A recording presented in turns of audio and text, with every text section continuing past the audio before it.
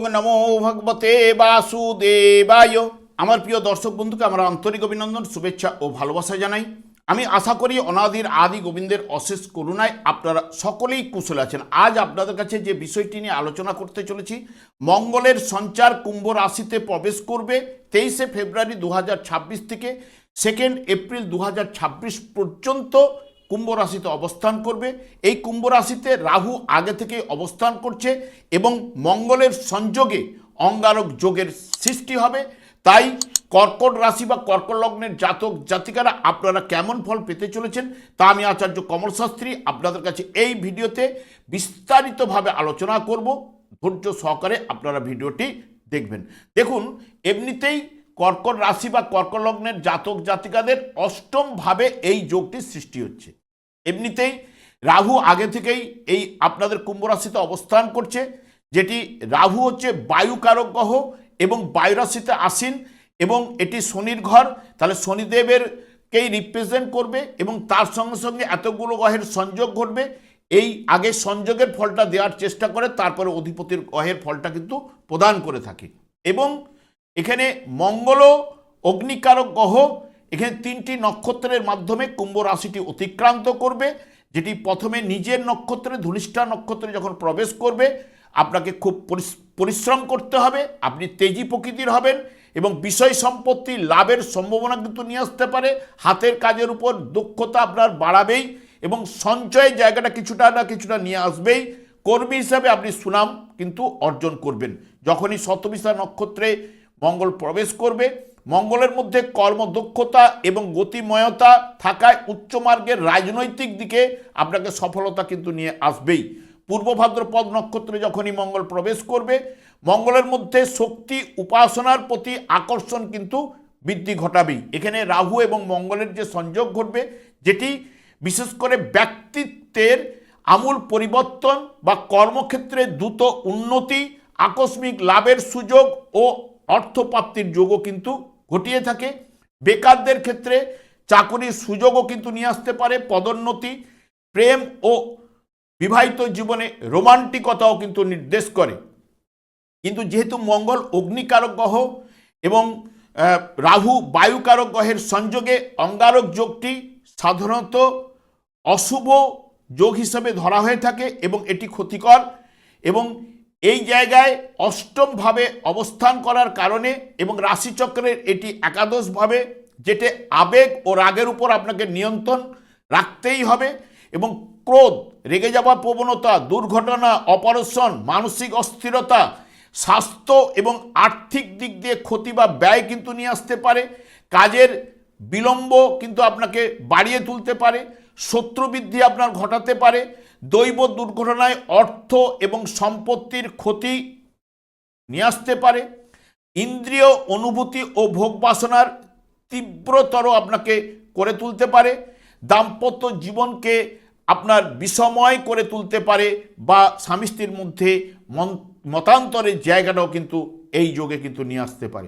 বর্তমানে দেখুন, যেহেতু কর্কট রাশি বা কর্কট লগ্নের ঠিক অষ্টমভাবে রাহু অবস্থান করলেও সপ্তম ভাবের নির্দেশক এবং রাহু আপনাদের দ্বাদশ ভাবের উপরে দৃষ্টি দেবে, অর্থ ভাবের উপরে দৃষ্টি দেবে, চতুর্থ ভাবের উপরে দৃষ্টি দেবে, তার সঙ্গে সঙ্গে ভাগ্য ভাবের উপরে রাহুর দৃষ্টি কিন্তু থাকছেই।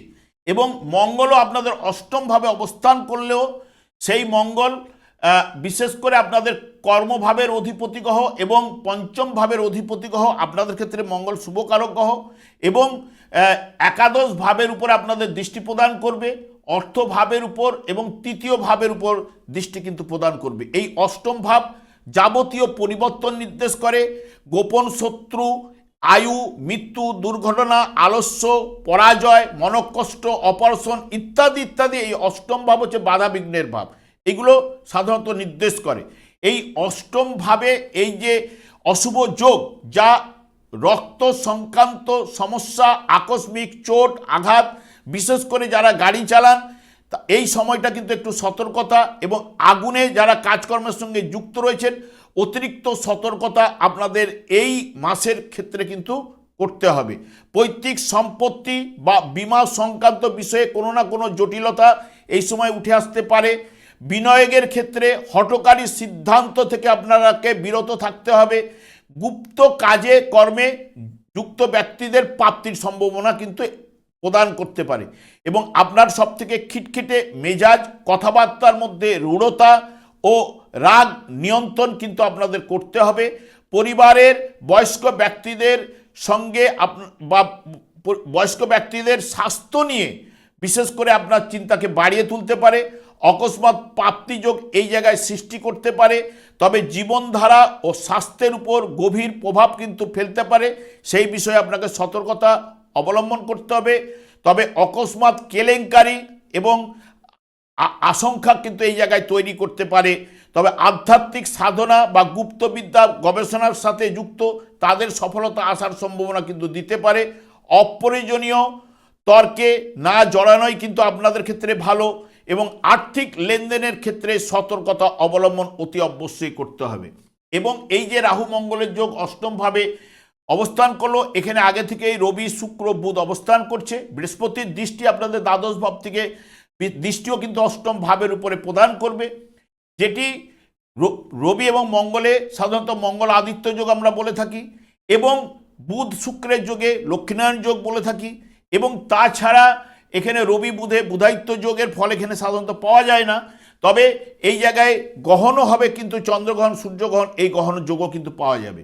সেই কারণে এই যে অষ্টম ভাবের এই যোগ সাধারণত আপনাদের ক্ষেত্রে মিশ্র প্রভাব, বা অনেকের ক্ষেত্রে দেখবেন যাদের জন্মকালীন বিশেষ করে এই রাহু মঙ্গল যদি অশুভ পীড়িত থাকে, বা রাহু মঙ্গল কারো জন্মকালীন একই রাশিতে অবস্থান করছিল, বা মঙ্গলের সপ্তমে রাহু অবস্থান করছিল, বা রাহুর সপ্তমে মঙ্গল অবস্থান করছিল, যদি দুর্বল পীড়িত থাকলে এই সময় তাদের ক্ষেত্রে অশুভ প্রভাবটা বেড়ে যাওয়ার সম্ভাবনা কিন্তু বেশি প্রদান করবে। এবং বিশেষ করে দশা অন্তর্দশা অনুযায়ী ফল আমরা পেয়ে থাকি, কিন্তু কিছুটা হলেও অশুভ প্রভাব আমরা কিন্তু পেতে চলেছি, এটুকু আমি বলতে পারি। এবং যেহেতু অনেকের ক্ষেত্রে এই একাধিক গ্রহের সংযোগে শুভ ফল নিয়ে আসতে পারে, আবার অনেকের ক্ষেত্রে নানান সমস্যাও কিন্তু আপনাকে ফেলে দিতে পারে অনেককেই।